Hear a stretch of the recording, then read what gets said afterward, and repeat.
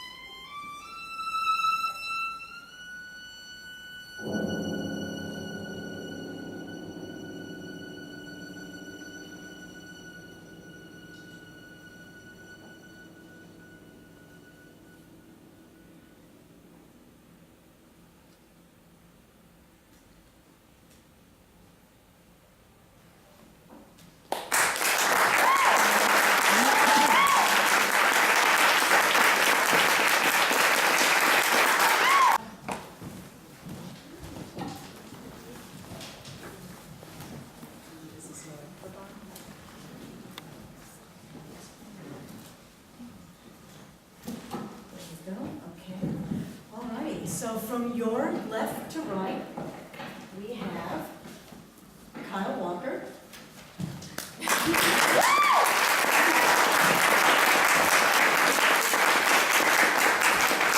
Emily College.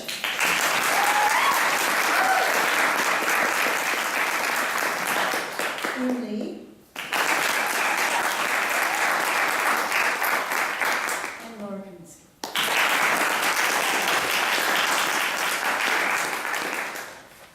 I have been waiting for this day ever since David introduced me to us, and I learned about the Dream Unfinished. And I'm just so excited to have all of you here. This is the beginning of what will be a beautiful friendship and partnership for us here at the New York Society. So thank you so much. First of all, I have to say, wow, the piece, Undercurrents. I hadn't heard it before, and so it was so evocative. And so I'm just going to take a minute to appreciate you and musicians for this, because it was just so evocative. So the title, Undercurrents, I was already thinking of, all the undercurrents. So originally sort of like in the water, but then how the waves go out and in society and on the streets and walking on the sidewalk and in the subway, and then I just kept waiting for the next surprise. What else is going to come? What else is? Oh. Thank you. I'm going to quell you. So I have some questions, but I want to leave it very open-ended because I want all of us to hear from you.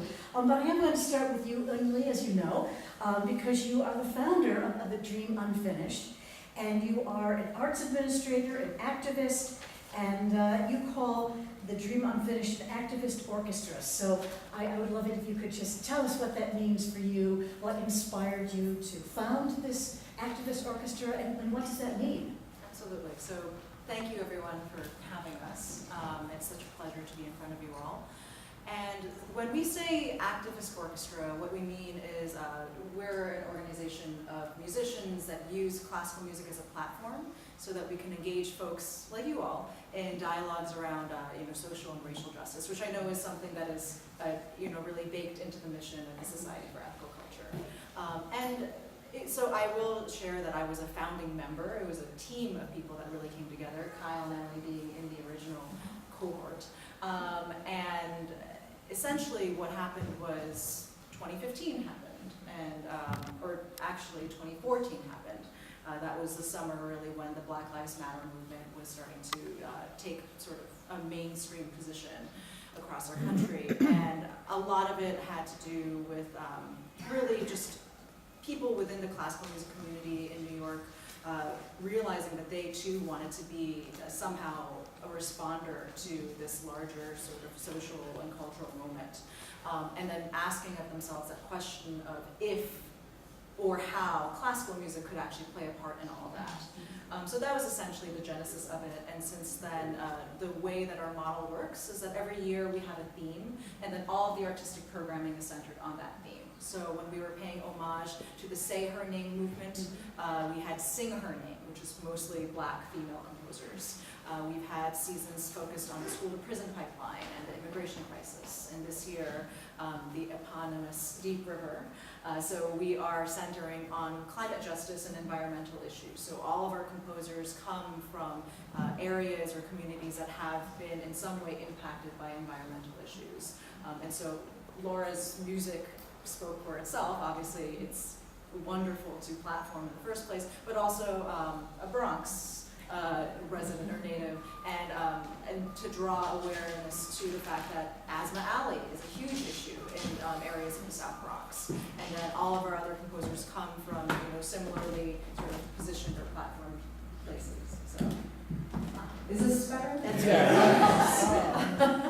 Thank you, David. And also, since we have that introduction, would anybody like some water? So, terrific. Now, I'm interested in, and you will all find out, I hope you will all come back on July 11th when you will be performing in our auditorium. But in what ways, how do you engage the audience in this dialogue with the music? And you mentioned that you did Sing Her Name, which is based on hashtag Say Her Name, and School to Prison. You've also done a season on sanctuaries. So all these wonderful, meaty topics that need attention. So how are you able to connect with and engage with the audience so that they get the point of what you're doing?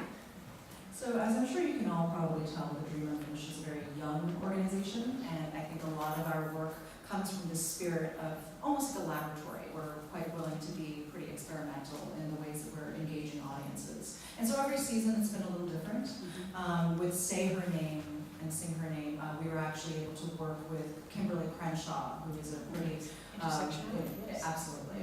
And so she, part of the performance included this moment where audience members were asked to stand and then to take their seats when she was reciting the names of individuals who they did not recognize, just to bring awareness to the light that everyone was standing when Eric Garner or Michael Brown were listed, but then when she started listing the names of female victims of police brutality, then that's when folks began taking their seats, just to make it very known and visceral.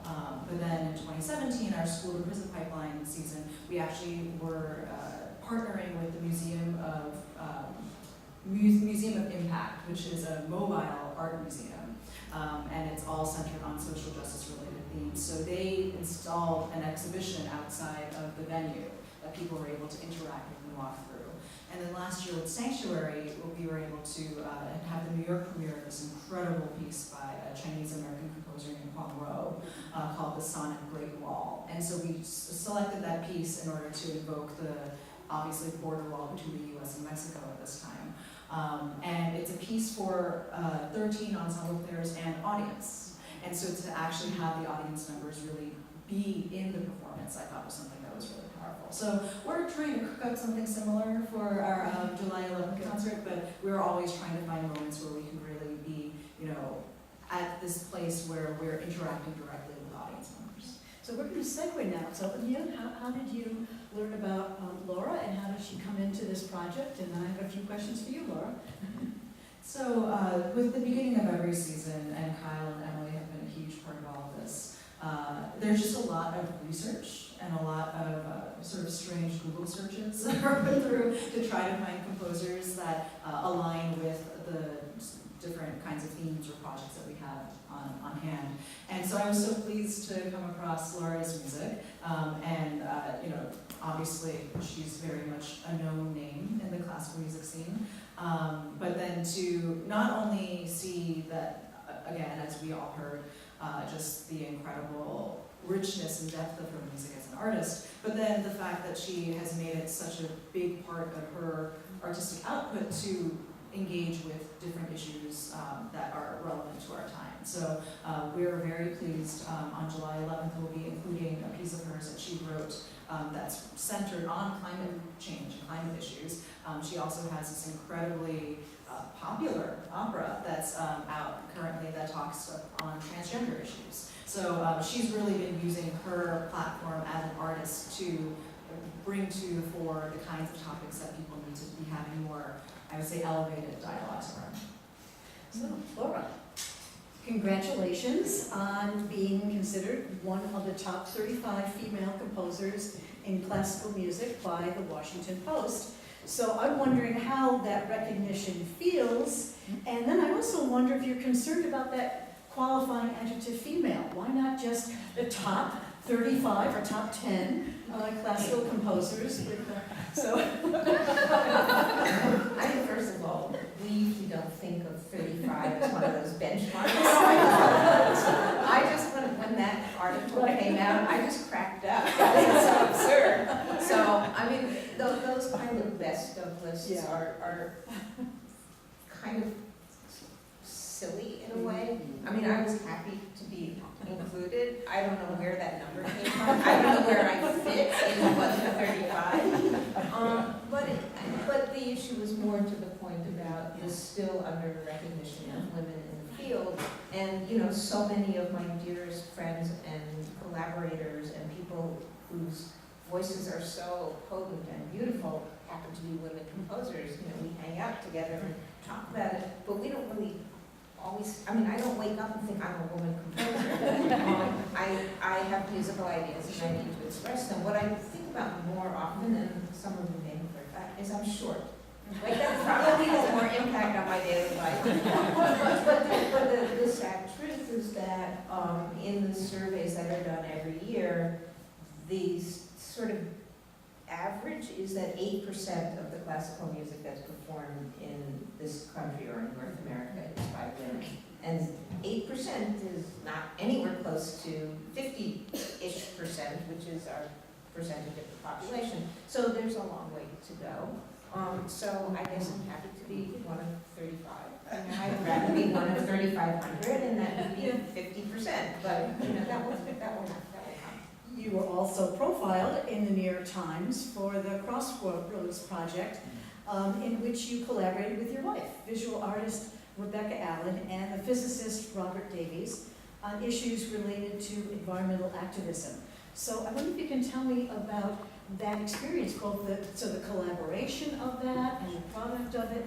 I'd love to hear more about that. Well, first of all, my wife Rebecca would have come today. We got married in this room. Did you really? So it's really kind of nice. I sent her a picture. I said the last. What is this sound?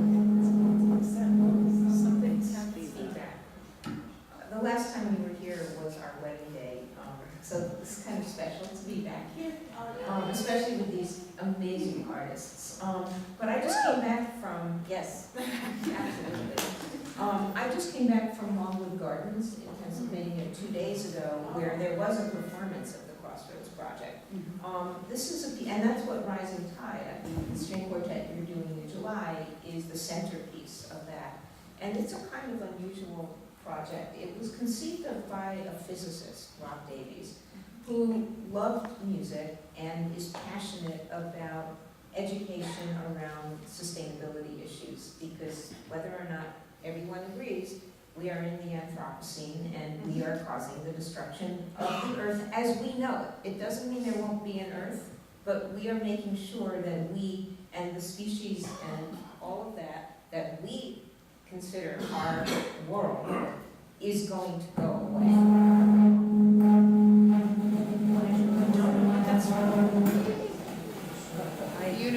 I don't know why we're hearing that. It's so strange. My apologies. I don't know where the sound is Sounds coming. like a voice feedback band. That's an even a little. Oh, maybe you should, maybe the one on you. Maybe the one on you. Can we The turn it fact- off somehow? Yeah, because the handheld and that together. It was This is on.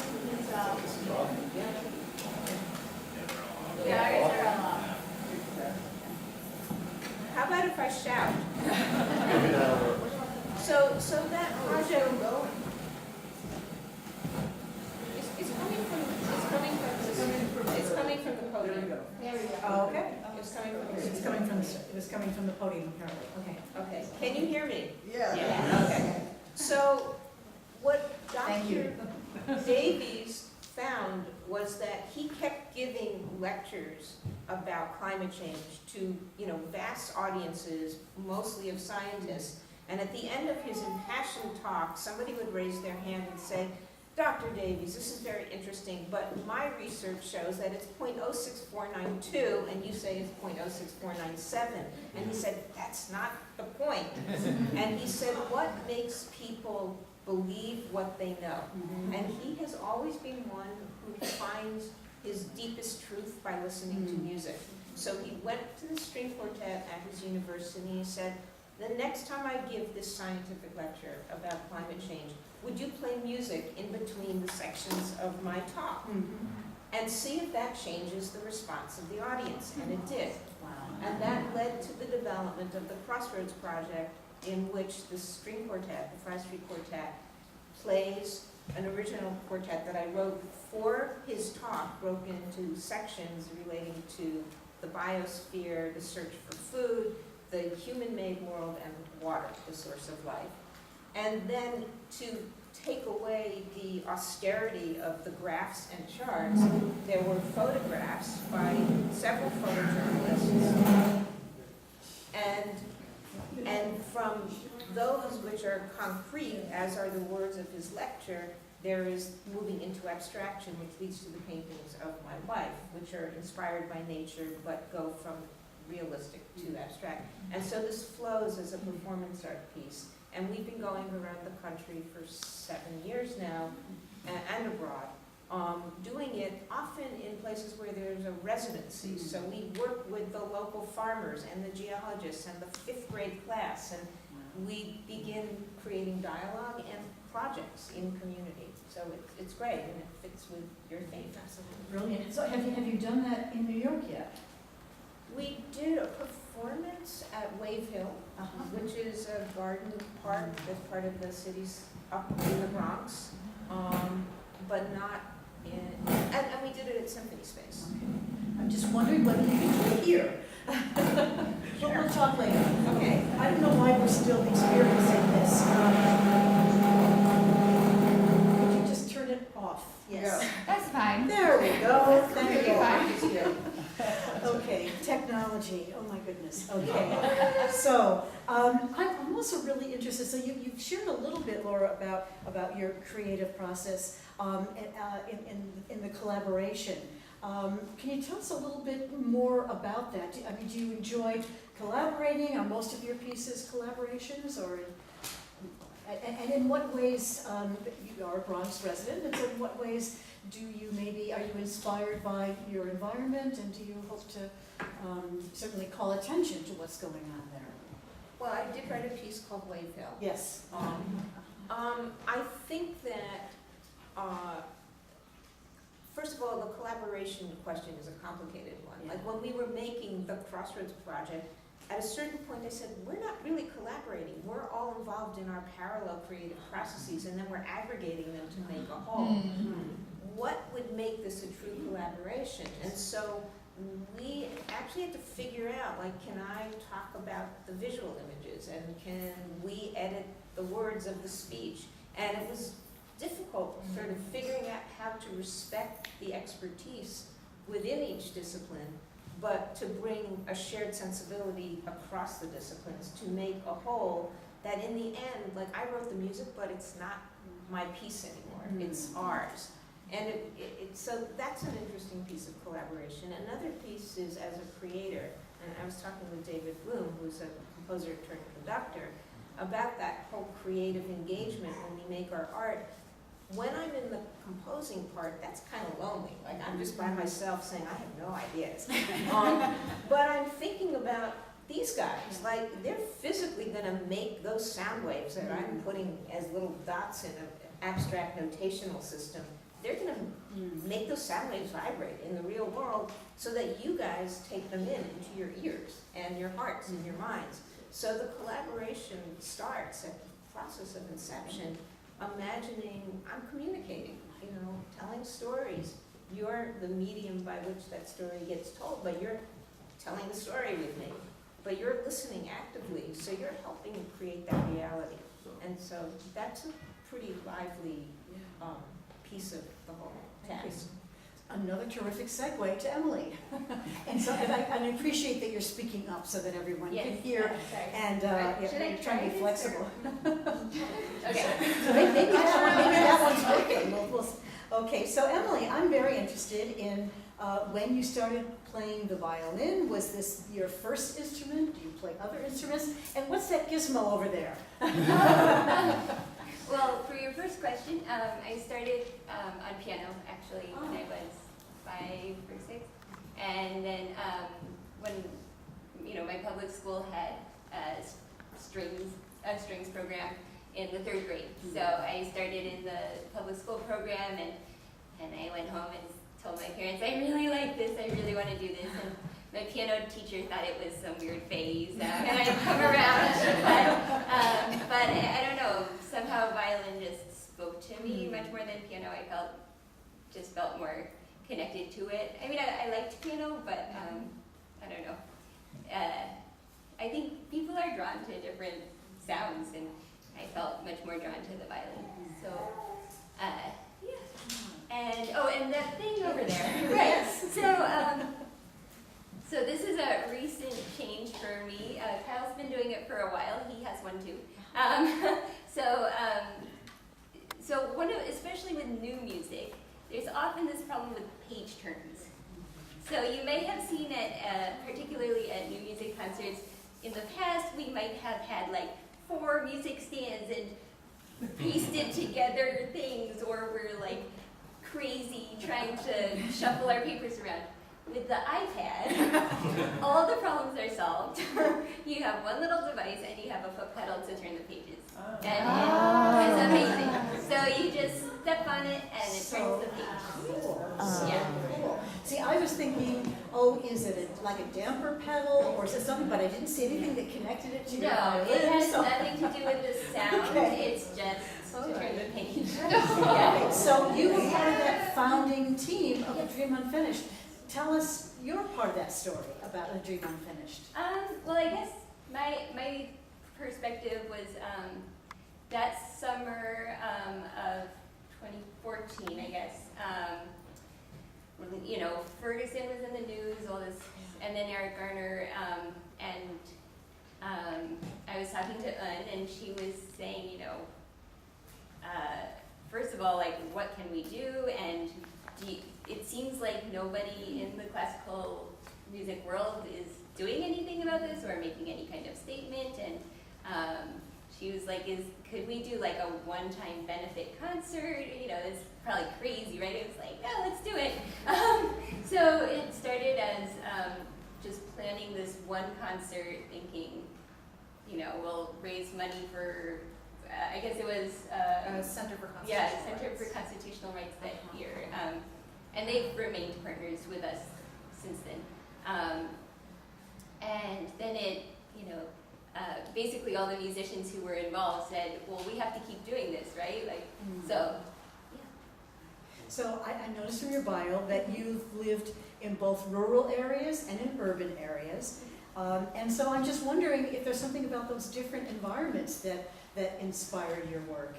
And when you were talking about the change from piano to violin, I was wondering whether it was something about, you know, piano being sort of percussive, but with the violin, you're actually touching those strings and not. yeah, I don't know about that.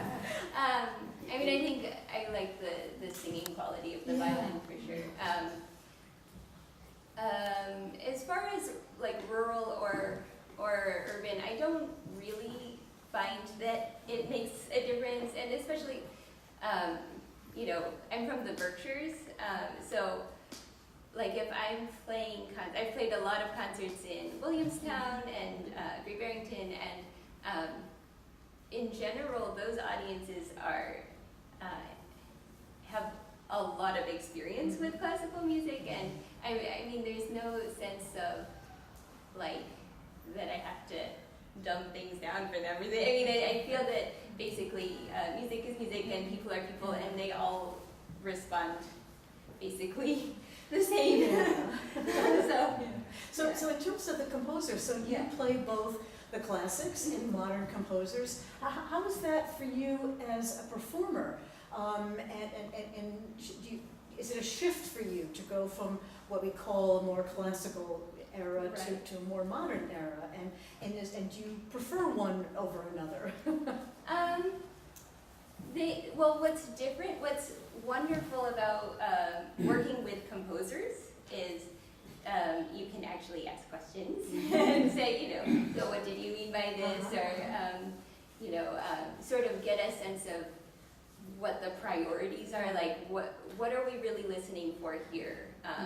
And what really needs to be communicated, whereas when you're playing Mozart or Beethoven, obviously you can't get inside their head very much, but you can't ask them anything. But on the other hand, when you're playing the really standard repertoire, there's, you know, hundreds of years worth of, there's all these, you know, recordings, and there's just this huge sort of culture and history around the performance of each piece. So it is a little bit different. in terms of like where you get your information, and I don't know, I really enjoy playing new music and feeling like I'm working with this composer to bring their voice alive, whereas sometimes with the like really standard canon, it can feel like, okay, everyone has done this a million times. What am I going to add to the world by playing this piece again? And you hope to bring a fresh perspective in some way, for sure. But that can be the challenge. Thank you. So Kyle, similar questions for you. Was piano your first love? I think it was, Yeah? yeah, I think it was. I didn't have any other sort of instrument that I had lessons on, really, ever. I guess I sung at one point, but piano was the original and always. And you were also involved in the early days of the Dream Unfinished? So Yeah. tell us about that from your perspective. Yeah, so my perspective is, I suppose, I also had a background in journalism. Before I moved to New York City, I lived in North Carolina, and I worked for a TV news station doing reporting. And so that was really, really fascinating because every single day, life was completely different. You might be on the beach one day covering rip tides, and another day there's a standoff with police, holding all the streets, they're cutting off all the street access to this neighborhood because somebody is, holding up whatever. So it was kind of crazy. But piano was still my love, and so when I moved here for grad school. And in grad school I learned so many important things, but I felt a bit trapped in the sense that I couldn't sort of explore, creatively other sort of composers or other sort of, not even genres of music, but perhaps just out of the standard canon, sort of, as you were putting it a couple of minutes ago with Emily, the traditional sort of classical composers, which in most of the conservatories, that's your standard rep. You have to do a certain amount of Bach, Beethoven, Mozart for jury requirements and things like that, which is great, and I love playing that music, but I also felt like there was this other part of me that I've never been able to explore. And so I think when I met Owen originally, I was kind of in the middle of trying to figure all of this stuff out with experimenting with programming, lots of different types of music and composers of very multicultural backgrounds, not only to explore for myself, but also to see how that works with audiences, how it's received by audiences. And one thing that I sort of figured out over time was that audiences really love feeling engaged with actual current events. And this was a direct connection between sort of my past with journalism and the music that I was learning in school and also post-graduation. And so this was just fantastic for exactly what was going on with the time and also what was going on just in my mind creatively when I had this sort of idea to directly reflect the environment which we were living in, and I guess that was 2014. And it was just wonderful. It felt like an environment that I could finally sort of be myself and sort of explore what it is to be an artist. And I think Laura also kind of hinted at this in the sense that it's very much a connection with what's going on around us in the everyday environment. And that's a fantastic thing to feel like as an artist, is to feel like you can make a change in society around us, or at least be a reflection, sort of a mirror as to what society is doing around us. So Kyle, you're a very strong advocate for social equality, and in addition to the Dream Unfinished, you have a solo performance project called Black Notes. Could you tell us about that? Yeah, so Black Notes is a direct sort of result of those other sorts of things that I was working with around the conception of the Dream Unfinished. So originally it started with mostly American music and sort of juxtaposing what's been seen as American classical music with other sort of new music in the American canon that's not necessarily perceived as classical music. But then I found myself wanting to program Bach and wanting to program Beethoven, so how do I make that connection between those two different sort of subgenres, if you will? So what's kind of resulted as of now is a project called Bach to Black Notes, which is when I program works of Bach, so things like the Goldberg Variations or a partita, with living composers of today, predominantly composers that are underrepresented within the main sort of canon of new classical music of today. And particularly those that, just like what we stand for with the Dream Unfinished, really have a direct relationship with raising awareness of social justice. So that doesn't just deal with composers living today, but sometimes that deals with composers that have kind of fallen through the cracks in past decades, such as Florence Price or Margaret Gons, who are no longer living, but their works really deserve to be known because they're among the greats as well. So a lot of my sort of programming is stemmed from the same sort of idea, I believe, as the Dream Unfinished, but it really kind of puts all the power in my own hands. I'm all the power. So we're going to be hearing another piece, but before by Roberto Sierra. But before we do, I'm wondering if there was anything else that you wanted to add that you would want folks to know about your work and your art. So everyone should have hopefully received with their programs that little half sheet that details some other upcoming events that we have this season. So we certainly encourage you to join us, particularly when we are back here on July 11th. And then actually on that blue table in the back, there are also these very colorful postcards, and that's something that we'd like to hand out on behalf of the Center for Constitutional Rights. They just did a film screening on Thursday of these short documentaries that were created by these women who live in Cancer Alley in Louisiana. And so that postcard actually gives you the QR code so that you can go to that website. You can view all of those films online and you can learn more about how you can directly be a part of supporting the work that they're doing. And then last but not least, actually at that same blue table, Fernanda is going to be seated there, and she has her laptop out. So if you want to go ahead and register for our other events this season, please by all means, speak with her. And I hope that we will see you in our upcoming performances. And you'll be joining us for lunch, so we'll have an Yes. opportunity to chat with you some more there. So if you have some questions, please join us for lunch, and we'll be socializing with you. And so now you're going to be performing the violin and piano sonata by Roberto Sierra.